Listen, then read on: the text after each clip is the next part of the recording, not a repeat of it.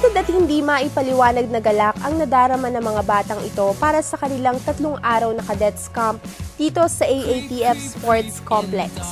Hindi dahil sa laro o pamamasyal ang kanilang sadya, kundi dahil sa mga bago at espiritual na paghuhubog na kanilang matututunan at mararanasan. Sila ang mga kabataan sa iglesia na sa musmos na gulang ay namulat at nahubog na sa makakristyanong paraan ng pamumuhay. Kung tawagin sila ay cadets.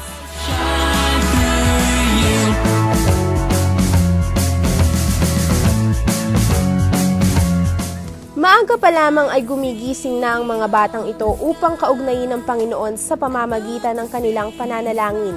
Ito ang morning devotion.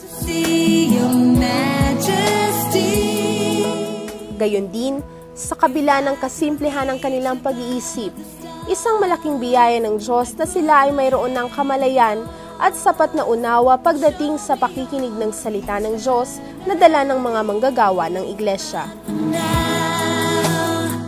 Dapat maramdaman ninyo, maunawaan ninyo na sa camp na ito, nilagyan kayo ng Diyos sa loob ninyo ng Espiritu. Kaya pag ikaw ay pinarunong ng salita ng Panginoon, ito ang iyong maging liwanag hanggang sa iyong paglaki. Ultimately, kung magiging ano ka, ay kayo ang magpapasya. Creep, creep, creep. Nagbigay buhay din sa 3 araw na kanilang pananatili bilang mga campers, ang mga contest, workshop, Jesus rules, all right. at team building activities na kanilang buong galak na sinalihan. Kapansin-pansin din ang mga inihandang yel ng bawat dorm na maririnig bago magsimula ang mga gawain, habang sila ay papuntang service hall.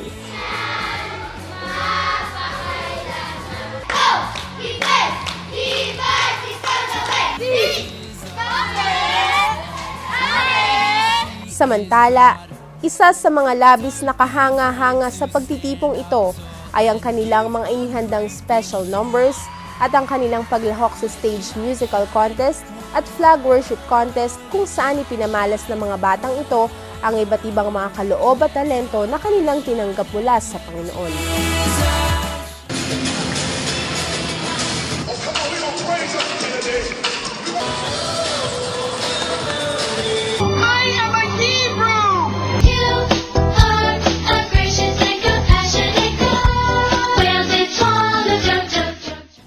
Dito ay higit na nahayag sa kanila ang tema ng camp na ito na sila bagamat mga bata pa lamang ay mga sisidlan para sa kapurihan ng Panginoon. Marami po kami natutunan dito sa camp. Natuto po ako magpasalamat sa mga biyayang binibigay po sa akin ng Diyos. Parang masaya kasi nga po, unang beses ko lang pong umattend na po. Yung naranasan ko po dito, yung pag-pray po. Dapat po mas lalo pa maging mabait na bata. Tsaka po maging maka-Diyos. At yan po ang mga naging kaganapan sa Cadets Camp 2012. Muli, ako po ang inyong naging tagapaghatid balita, Sister Olga de los Santos, sa dito ang Church Update.